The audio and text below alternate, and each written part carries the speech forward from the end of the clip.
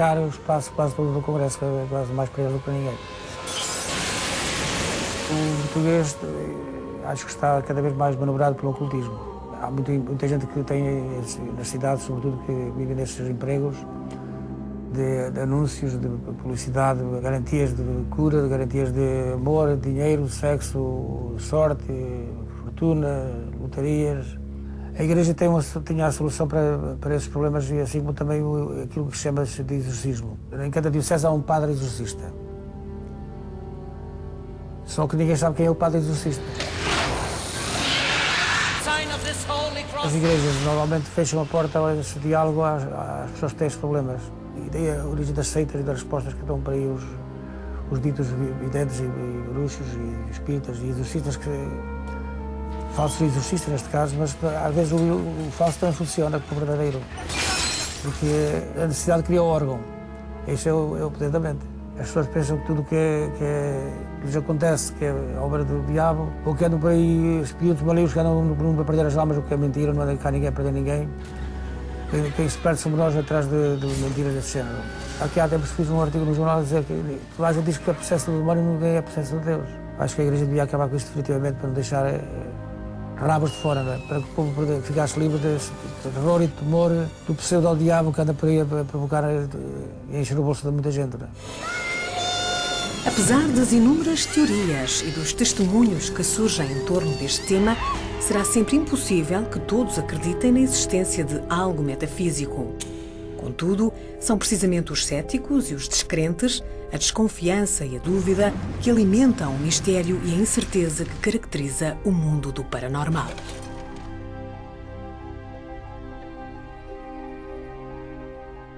E como prometido, tenho aqui hoje no Geração Hightech a doutora Maria Luísa Albuquerque. Muito obrigado por ter aceito o nosso convite. Depois de vermos esta reportagem, é inevitável que comece por lhe perguntar o que é a parapsicologia.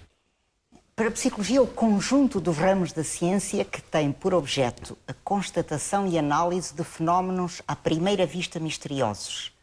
Mas, depois de estudados, chegamos à conclusão de que são todos devidos ao ser humano vivo e presente ao fenómeno. Mas é uma ciência, então? Conjunto dos ramos da ciência. Porque engloba o quê? Que vários ramos é que são englobados? Bem, se há uma cura aparentemente misteriosa, temos que envolver o médico. Se há alguém que se acha possesso, como falou ali o padre Fontes, tem que envolver, talvez, o psicólogo, não é?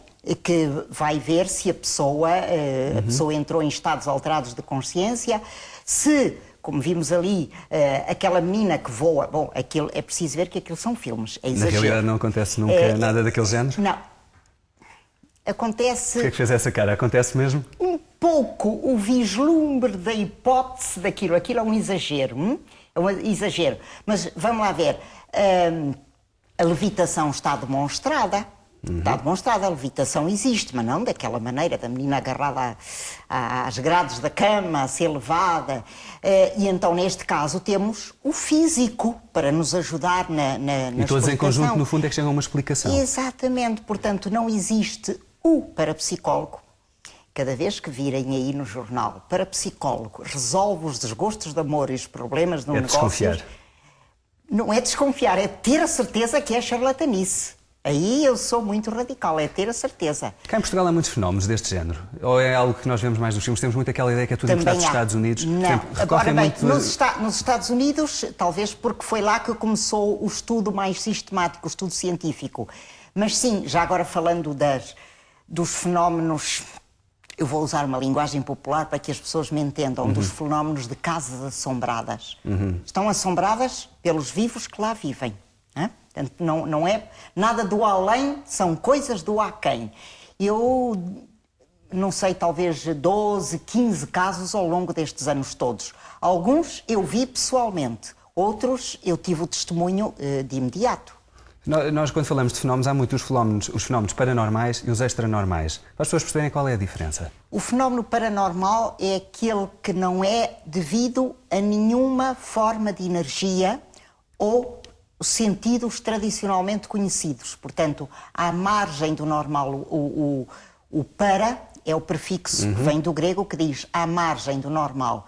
Os fenómenos extranormais são devidos aos sentidos ou a forças conhecidas, embora em funcionamento extraordinário. Se quisesse concretizar assim com exemplos para visualizarmos bem, exemplos de um e do outro, o que é que dava? Ora bem, vamos lá ver. O fenómeno paranormal, a telepatia. Todo mundo conhece, sabe e ouviu falar da telepatia. Alguns dizem assim, eu não acredito na telepatia.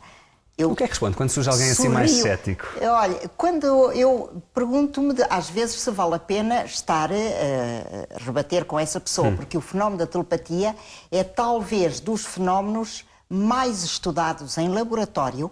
Entre 1934 e 1940 foram feitos na Universidade de Duke Durham, Carolina do Norte, pelo professor Joseph Banks Rhine e a sua equipa, quase 3 bilhões de experiências chegaram à conclusão que existia a telepatia.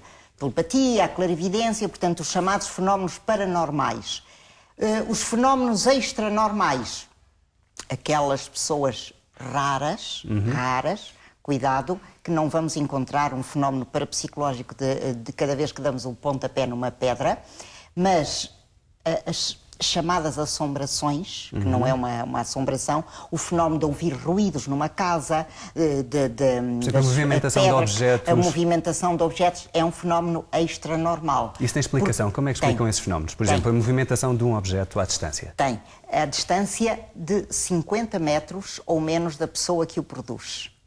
E que explicação é que há? Por exemplo, se quiséssemos pensar do ponto de vista científico, até porque tudo isto, no fundo, tem subjacente a questão científica, que explicação é que é dada das experimentações que são feitas? Eu vou ser muito sintética pelo primeiro caso que eu assisti aqui em Portugal e que foi talvez até o mais significativo, porque depois eu tenho outros, mas não tão interessantes como este. Foi passado numa aldeia ali perto de Braga e eu fui chamada pelo pároco e que ele dizia que, olha, tenho aqui uma casa em que estas pessoas dizem que são os espíritos que andam ali, que as medas de palha pegam fogo, as pedras mexem-se, e eu já vi, assisti ao fenómeno, agora não aceito que é os espíritos, isto é alguém... A senhora procura uma explicação. Exatamente. Eu fui lá e era uma família composta de pai, mãe, 7 filhos e um tio-avô com 76 anos. E como era a primeira vez que eu ia assistir a um caso daqueles, eu confesso que eu ia cheia da sabedoria de todo o iniciante. Eu costumo dizer... A teórica toda ia funcionar. Exatamente. A sabedoria de todo o ignorante, digo eu agora. Porque eu tinha aprendido, teoricamente, nos livros, que 80% destes casos são produzidos por meninas ou por mulheres, meninas na idade da puberdade ou mulheres mais na idade da menopausa. Mas há alguma razão que justifique isso? Vamos por partes, vamos então manter-nos nessa situação. E então eu cheguei lá, não vi nenhuma menina, vi as mulheres, mas fui ouvindo quem estava presente, fui tirando sempre o denominador comum. Quem estava presente desta vez, não fui só eu. Lembro-me que ia comigo um padre jesuíta que na altura era professor na Faculdade de Filosofia de Braga, e o meu marido que era médico, e várias pessoas. E fomos sempre ouvindo, e eu comecei a chegar à conclusão de que estavam sempre presentes, cada vez que existia um fenómeno daqueles, o tio-avô de 76 anos e o mais velho dos rapazes com 15 anos. Eu ainda me inclinava para que seria ele, porque o que eu tinha aprendido também nos livros, às vezes a vida não é bem igual aos livros, é que seriam os adolescentes. E então a única coisa que eu pedi àquela família, que estava num estado de excitação muito grande, porque aquilo já acontecia havia alguns meses, foi que retirassem o tio-avô e o rapaz de casa, e o fenómeno parou de imediato. Porque eu tinha que lhes provar que estava relacionado com eles. Quando eles voltaram, os fenómenos aumentaram em quantidade e qualidade, e o tio-avô estava muitíssimo deprimido. E ele então dizia que era o demónio que o vinha buscar. E dizia-me até a sobrinha, a dona da casa, dizia: o meu tio não come nem dorme, fica toda a noite acordado, diz que quer ver o demónio. Que conclusões é que chegaram no final?